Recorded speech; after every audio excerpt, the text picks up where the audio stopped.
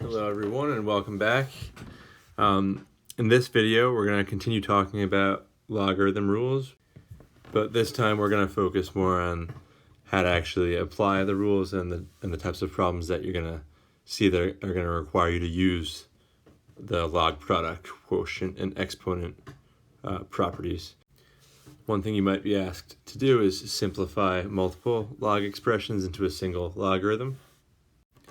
For example, take log base 2 of 5 plus 3 log base 2 of x. The thing you need to remember is that in order to combine two logs that are being summed, the logarithms both either have to have the same coefficient or a coefficient of 1. So the first thing we actually have to do here is we have to bring this 3 up into the exponent of the x. So I'll write this as log base 2 of 5 plus log base 2 of x cubed. And then we can go ahead and apply the product rule in reverse. So we'll combine that into log base 2 of 5x cubed. The reason I show you that example is because a common error for people to do is to combine these and make it into something like this, 3 log base 2 of 5x. That would be incorrect. So we will not do that. The log quotient property. So this question, we're kind of doing the opposite of the process we did in that first example. In the first example, we were writing something as a single log. Here, we're going to try to write this expression in terms of as many logs as possible. The first thing that we were going to do is we're going to apply the quotient rule. Why are we going to apply the quotient rule? Well, thank you for asking. That's because we have a quotient, right? We have an x cubed in the numerator and a y square root of z in the denominator. We couldn't apply the exponent rule first because the only thing that's being cubed in the input is the x. So it would be wrong for us to take off the third power on the x without at least taking factoring out the power on the y and the z. But we don't want to go there unless we have to. So the first thing we'll do is we're going to write this as log of x cubed minus log of y. And I'm going to change the z, the square root of z to z to the 1/2, because we're going to use that in a second. So now on the left hand side here, this log x cubed, we can apply the exponent property, so 3 log x. And over on the right hand side now we can apply the product rule. Again, we can't do the exponent rule here yet because the only term in there that has the exponent is the z. The y has an exponent of 1, technically, if we were to write it in. And I'm going to put brackets here. Here's another bell should be going off in your head, ding, ding, ding, ding, ding, because a lot of people will forget to put brackets, and I'll show you what they do when they don't put brackets, but we're going to separate this into y log base 2 of y. Sorry, I've been forgetting to write all the base 2's there. They're there. Plus log base 2 of z to the 1/2. A lot of people that don't write the brackets will mistakenly just write this, which is not accurate because technically that negative has to get distributed to both of those expressions. So I'm going to do the last step all in one shot. So we have 3 log base 2 of x minus log base 2 of y. We'll distribute the negative because now we know we've got to watch out for that. And now we can apply the exponent rule because the z is the only term raised to the exponent there. So minus 1/2 log base 2 of z. And you can kind of see what the question was asking for when it said write the logarithm in terms of log base 2 of x, log base 2 of y, and z. This is now in terms of those 3 logarithms, albeit with coefficients, but that's okay. So we've already used the log exponent property, but just here's another couple of examples. This one wants us to simplify into a single logarithm. Again, we'll bring the coefficients into the exponents here.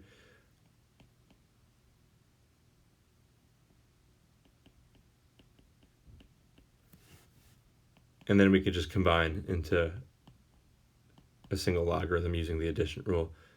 These exponents happen to cancel out because that's a 1/2 raised to the second power. So this is log base 5 of x cubed y. Just a caveat, another thing I see people sometimes misunderstand is something like this. Let's say we have xy to the second power. In this case, it's okay for us to bring down the 2 because it's on both the x and the y. So this is 2 log 2 xy. Another example where that's also okay is if you have something like this. Let's say it's log base b of x to the 4th y squared.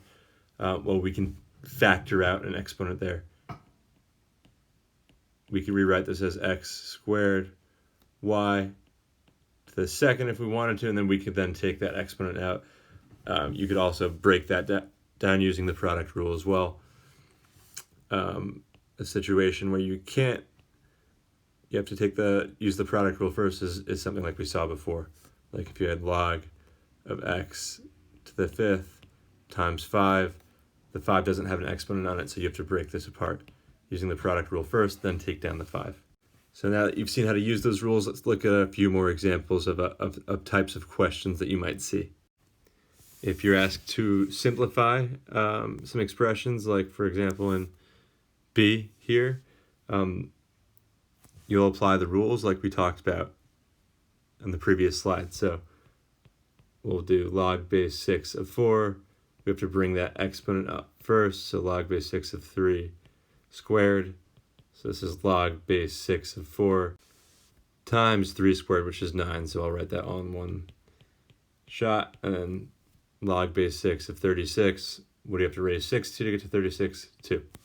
So that simplifies quite nicely. I'd like you to try the other ones, and then again you could check the key to see if you're doing those properly. So that's one type of problem that you might see. Another type of problem that you might see is something that's asking you to solve a log equation. In general, your strategy when you have logs on both sides of the equation is just to consolidate each side into a single log with the same base. Because if you have log base b of some quantity, we'll call it 1, set equal to log base b of some quantity, we'll call it quantity 2. Very creative, right? We can then set q1 equal to q2. So let's try it. Let's try it with example b again, stay consistent. So we'll first apply the quotient rule. So this is log base 4 of 18 over x equals log base 4 of 6. 18 over x equals 6, and we'll solve out, and we'll get 3 is equal to x. Again, try the rest of these problems, see if you can do them, and then consult my key. Before we move on to the next couple of examples, I just want to bring it back to the notes in the first page, because we're going to need those to answer the next couple of questions. And we already discussed this a little bit in previous videos. I just want to make sure you have this and have it down. Whenever you take the log of something and the input is the same as the base, that's just basically asking you, like for example, what do you have to raise 12 to get to 12? Well, 12 to the first power is equal to 12. So whenever you input something into the logarithm that's the same as the base, that's going to get you 1. And we also know that if you raise anything to the 0 power, that's equal to 1. If you take 1,000,000 and raise it to the 0 power, it's equal to 1, right? So it doesn't really matter what the base is, but if you input 1 into the logarithm, you know that the exponent you have to raise that base to is 0, because 0 always gets you 1. Last thing we'll talk about is the common logarithm. This statement, log y equals x, is equivalent to, this has base 10, so that's equivalent to saying 10 to the x power is equal to y. So if there's no base written, the base is automatically, you're going to assume that it's 10.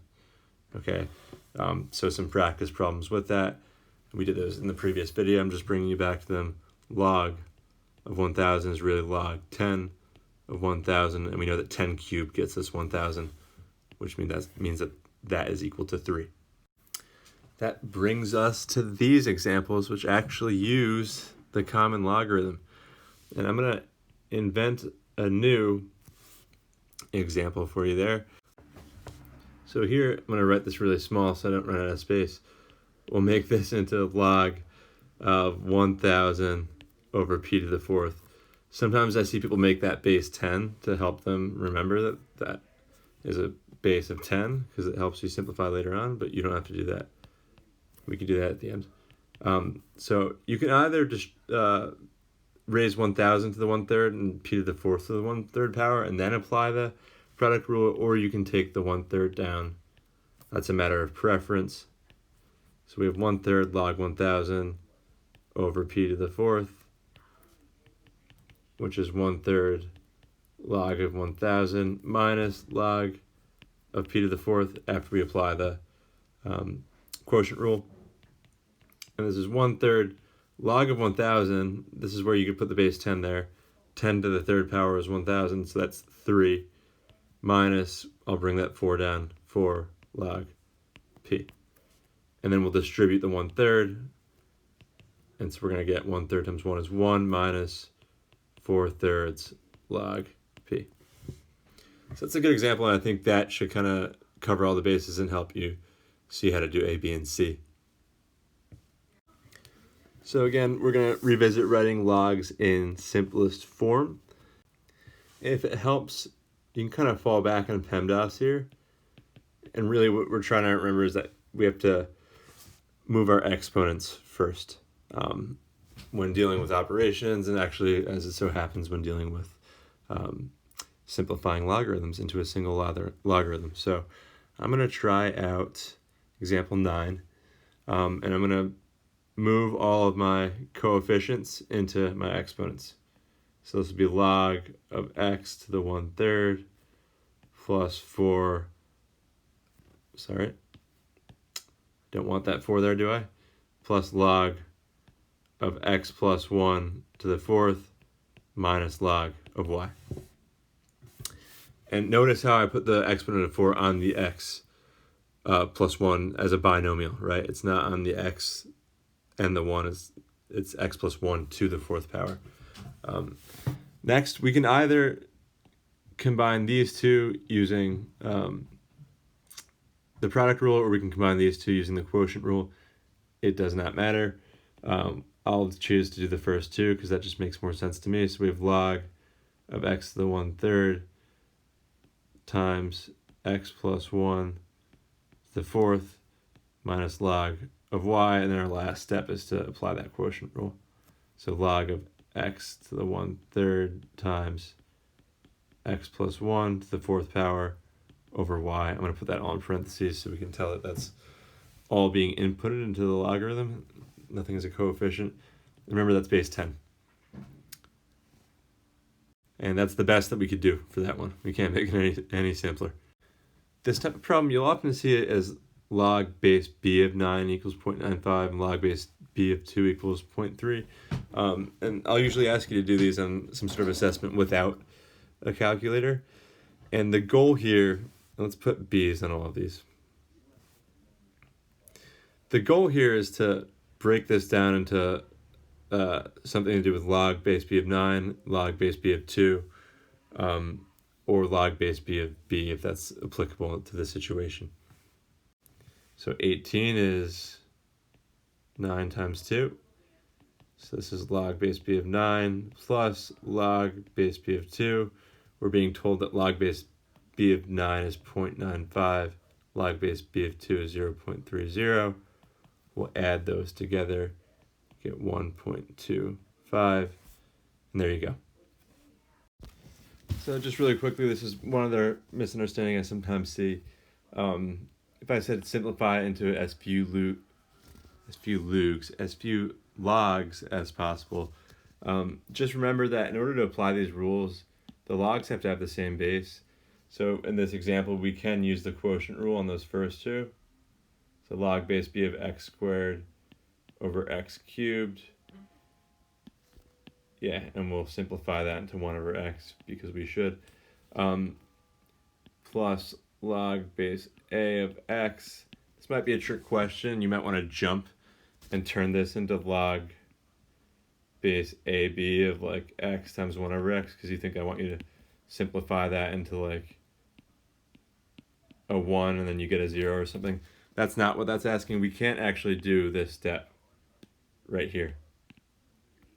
That's not allowed. In order to apply the product rule, the logarithms both have to have the same base.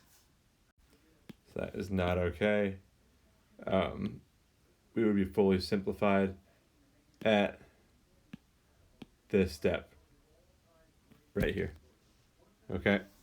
I would try out the rest of these practice problems, check them against the key to make sure you're getting them right, and then go for the homework. You guys got this.